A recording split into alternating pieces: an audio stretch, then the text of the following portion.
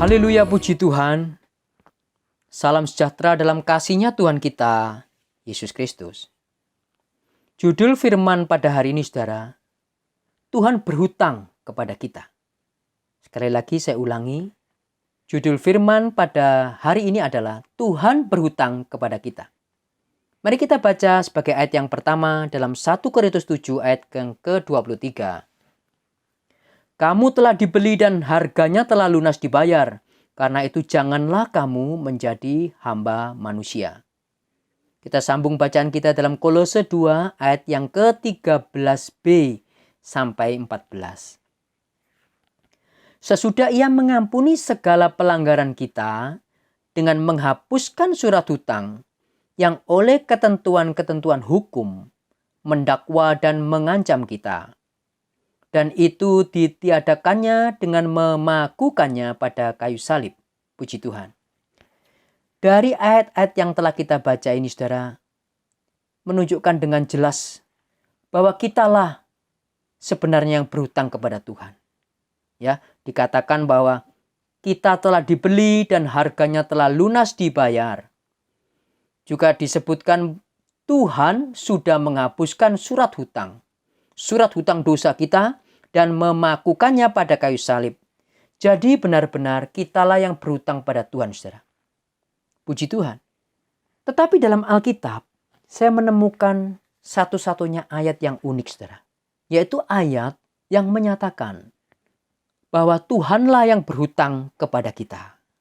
Ya, mari kita baca dalam Amsal 19 ayat yang ke-17. Amsal 19 ayat 17. Siapa menaruh belas kasihan kepada orang lemah, memiutangi Tuhan yang akan membalas perbuatannya itu. Saya ulangi, siapa menaruh belas kasihan kepada orang lemah, memiutangi Tuhan yang akan membalas perbuatannya itu. Kita lihat dalam terjemahan lama, saudara. Barang siapa yang mengasihani orang miskin, yaitu memberi pinjam kepada Tuhan, maka Tuhan pun akan membalas kebajikannya. Kita lihat juga dalam terjemahan firman Allah yang hidup. Dikatakan, menolong orang miskin sama saja dengan memberi pinjaman kepada Tuhan, dan ia atau Tuhan akan memberi bunga yang tinggi untuk pinjaman kita itu. Saya ulangi, menolong orang miskin sama saja dengan memberi pinjaman kepada Tuhan. Dan ia akan memberi bunga yang tinggi untuk pinjaman kita itu. Puji Tuhan. Saya menyertakan beberapa terjemahan di sini, saudara, untuk menunjukkan bahwa ayat tersebut bukan salah terjemahan, saudara.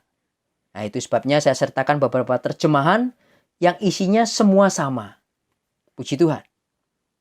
Dikatakan di sini bahwa saat kita menolong atau berbelas kasihan kepada orang miskin, itu sama dengan memiutangi Tuhan, saudara. Dan dikatakan Tuhan akan membalas perbuatan itu disertai dengan bunga yang tinggi. Puji Tuhan. Seperti kita telah bahas di atas, saudara, bahwa sesungguhnya kita semua adalah orang yang berhutang kepada Tuhan. Tidak mungkin Tuhan yang berhutang kepada kita, saudara. Jadi apakah yang dimaksud dengan menolong orang miskin sama saja memberi pinjaman kepada Tuhan? Ini maksudnya adalah pada saat kita berbuat baik, saudara, menolong sesama yang lemah, yang hina, yang miskin, Tuhanlah yang memperhitungkan atau yang memposisikan diri sebagai orang yang berhutang kepada kita. Jadi dari pihak Tuhan sendiri, saudara, yang menganggap dirinya berhutang kepada kita. Mari kita baca dalam Matius 25 ayat yang ke-40. Dan raja itu akan menjawab mereka, aku berkata kepadamu, sesungguhnya segala sesuatu yang kamu lakukan untuk salah seorang dari saudaraku yang paling hina ini, kamu telah melakukannya untuk aku. Kisah Rasul 9 ayat yang ke-4 sampai ayat yang ke-5. Ia rebah ke tanah dan kedengaranlah olehnya suatu suara yang berkata kepadanya, Saulus, Saulus, mengapakah engkau menganiaya aku? Jawab Saulus, siapakah engkau Tuhan? Katanya, "Akulah Yesus yang kau aniaya itu." Puji Tuhan. Saulus yang menganiaya orang-orang percaya atau orang-orang Kristen pada waktu itu, saudara, dianggap sama oleh Tuhan Yesus. Dia menganiaya Tuhan Yesus. Ya, dikatakan di sini tadi, "Saulus, Saulus, mengapakah engkau menganiaya aku?" Jawab Saulus, "Siapakah engkau, Tuhan?" "Akulah Yesus yang kau aniaya itu." Padahal Saulus tidak pernah bertemu dengan Tuhan Yesus. Tetapi pada waktu Saulus menganiaya sidang jemaat, menganiaya orang Kristen, di pemandangan Tuhan adalah sama menganiaya diri daripada Tuhan Yesus. Puji Tuhan. Pada saat kita memperlakukan atau memperhatikan orang lemah, Tuhan memposisikan dirinya, saudara, sebagai orang yang berhutang pada kita, yang akan membalas disertai dengan bunga yang tinggi. Kalau kita memberi minum orang, maka kita pun akan diberi minum. Kalau kita memberi makan orang, maka kita pun akan diberi makan. Kalau kita membantu ekonomi orang, maka ekonomi kita pun akan dibantu, saudara. Puji Tuhan.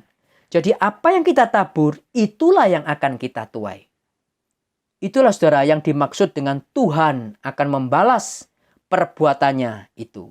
Jadi apa yang kita perbuat, itu yang kita terima. Apa yang kita tanam, itulah yang akan kita tuai. Puji Tuhan. Tetapi menurut terjemahan firman Allah yang hidup tadi, dikatakan bahwa Tuhan akan memberi bunga yang tinggi. Artinya apa? Artinya kita akan menerima lebih dari apa yang telah kita tabur, saudara. Memberi bunga yang tinggi artinya kita menerima lebih dari apa yang kita tabur. Sekarang apa yang dimaksud dengan menerima lebih, saudara? Coba kita baca dalam Mazmur 41 ayat 1 sampai yang keempat. Untuk pemimpin biduan Mazmur Daud. "Berbahagialah orang yang memperhatikan orang lemah. Tuhan akan meluputkan dia pada waktu celaka. Tuhan akan melindungi dia dan memelihara nyawanya, sehingga ia disebut berbahagia di bumi. Engkau tak akan membiarkan dia dipermainkan musuhnya." Ayat 4. "Tuhan membantu dia di ranjangnya waktu sakit. Di tempat tidurnya kau pulihkannya sama sekali dari sakitnya." Puji Tuhan.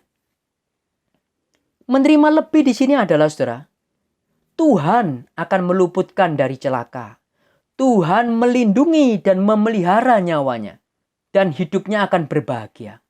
Juga dikatakan pada waktu sakit, Tuhan akan menolong untuk memulihkannya sama sekali. Luar biasa ini, saudara. Jadi saat kita memperhatikan orang lemah, orang miskin, Tuhan memposisikan dirinya sebagai orang yang berhutang, di mana Tuhan akan membalas segala perbuatan baik kita, plus dengan bunga yang tinggi, saudara. Artinya apa? Kita akan menerima lebih. Apakah kelebihan itu?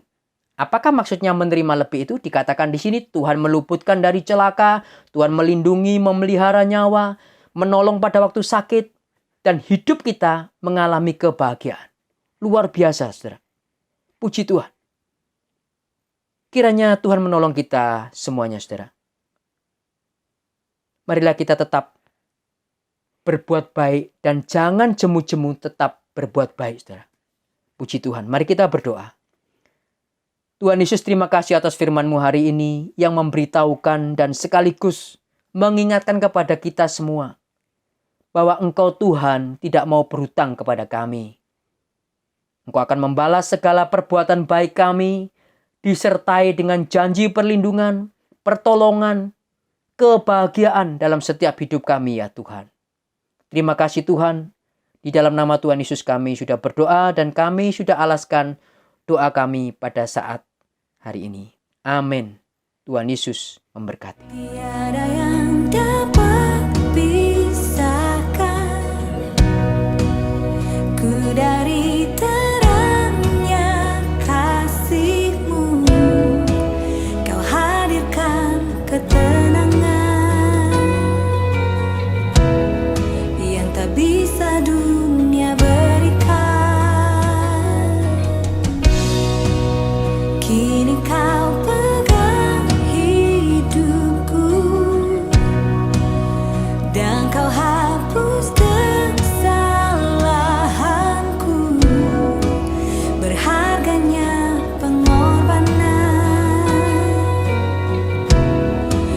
memberikan keselamatan.